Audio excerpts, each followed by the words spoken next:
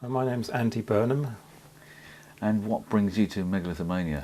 Well, I'm talking this year about the megalithic portal and little known stones around the world because we're celebrating our 10th anniversary.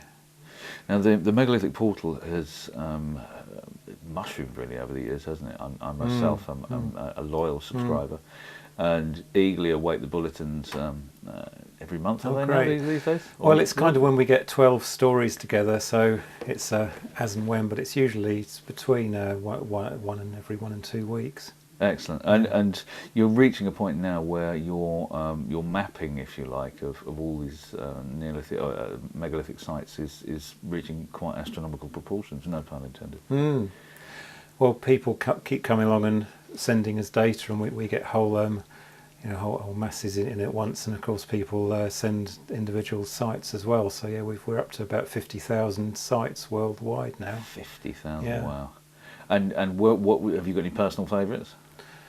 I think the recent one that came up is the Mongolian deer stones, because it's just nice when someone comes in from a totally new country and something I'd never seen before, which is out on the plains of Mongolia. There are these sort of carved stones that have been being done for thousands of years, really. They're from a long many years ago up until almost the present day, and some of them have human faces on, some of them have deers, hence it's the deer stones, and they are sort of out in the wilds of the desert.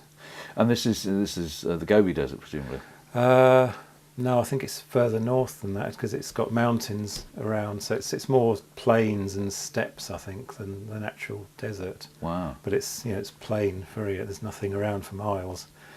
And how did you come by these? As a newcomer to the megalithic? Yeah, again, people just turn up and send things in, and so you never know what's going to turn up next. It's from things around the corner to things all over the world, and we've got a big contributor from Japan who's really keen on doing what we all do, going around and photographing sites. But the amount of stuff that's come in from Japan is phenomenal over previous years. Yeah, he's had to stop a bit recently due to recent events, but previously it's there's a lot of interest.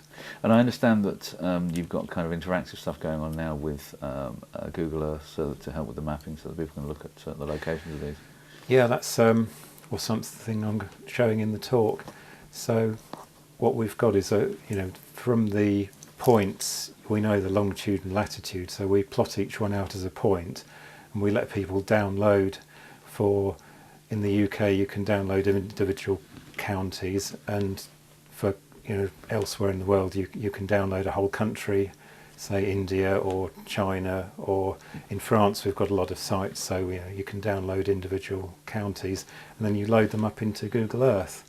Wow. And then once you're on there, you can, obviously it tells you where the site is, and you can zoom around in Google Earth and go down. Some of the imagery is extremely detailed, and what I'm showing in the talk also is you can zoom right in, and you've probably seen Google Street View on the website. What they've done in the latest version is they've added that to Google Earth. So what you take is there's a little man you drag around and put him on the road, and it flies down in and drops you into the Google Street View. And they've managed to actually merge the images, so it looks like you're zooming down in. It's phenomenal stuff. So you'll see this in the talk, and once you're down then in Street View, you can zoom around, and particularly in the UK, because there's such a lot of stuff around. Many of the sites are by the roadside, or there's hill forts that you can get a good shot of. So there's a remarkable amount of stuff you can see in Street View.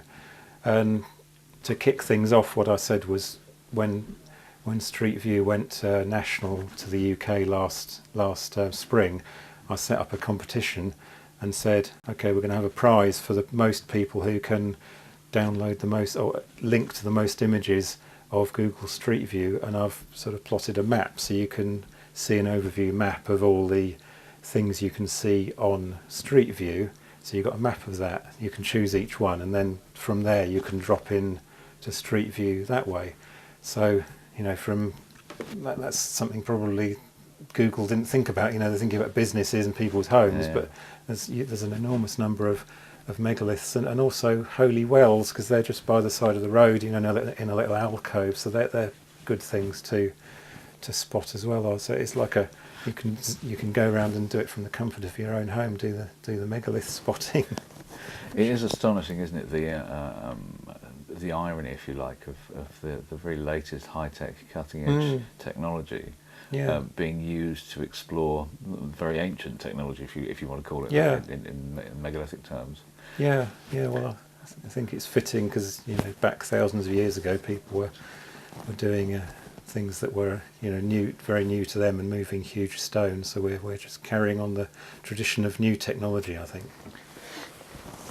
Have you spent much time yourself using technology also to plot correlations between the stones that you find and that other people send you? What I tend to do is just make the data available for other people to do research. I tend to, as I say, hearing from various people with various theories at Megalithomania, I tend to sort of act as the canvas for that and say, here's the data, download it and look at it for yourself. But there's an astonishing amount of stuff out there. So I'll try and keep out of theorising just because I'm busy with trying to keep all the data, and I'll just sort of provide things to other people as for finding their own ideas and really enthusing people to go out and find out for themselves, whether it's at home or going and exploring things out in the field. Sure. And it's particularly, I personally find it interesting in the sense that given that we like to think of ourselves as the pinnacle of the evolutionary scale, if you like, or some of us do it anyway, it's interesting that there are continually old things being found anew, if you like, and then the aspect that technology is involved in that. Have you got any personal favourites in that vein, sort of deeply hidden yet recently uncovered, perhaps not necessarily in the wilds of anywhere? I know Hugh Newman, for instance, has discovered stuff in East Anglia, which has lain fallow, should we say, for quite some time. I think it's got to be Michael Tellinger's stuff in South Africa. I'm looking forward to see if we can get some data off any of that, because there's supposed to be tens of thousands of sites out there. So we've yet to see very much of that. So I'm keen to hear more about that, really. Well, indeed, and my understanding of it is that it's potentially even in the millions, actually. There are that many of them. But of course, correlating and plotting those in terms of GPS and Google Earth is something of a mammoth task, I suspect. Yeah. So what have been the highlights for you then over the years since you began the portal?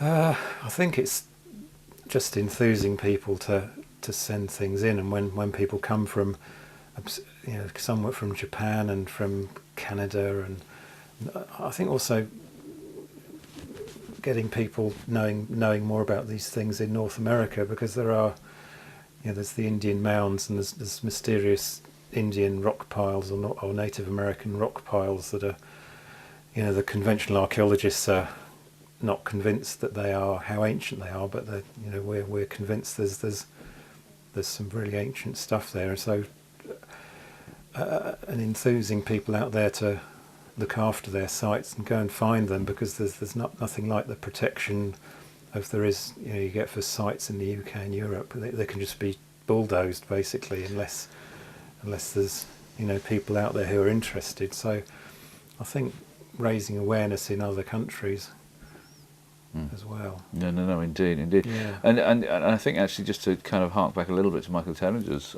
work, I think the issue of dating is an incredibly tricky one, because of course, obviously, as we all know, it's all but impossible, at least hitherto, to date stone in its own right. We're always looking at context in order to be able to do this. And yet with the advances that Michael Tellinger's proposing in terms of the dating of lichens and weathering, and of course the work that Robert Temple's done with sonoluminescence, we are looking now at the possibilities of actually potentially being able to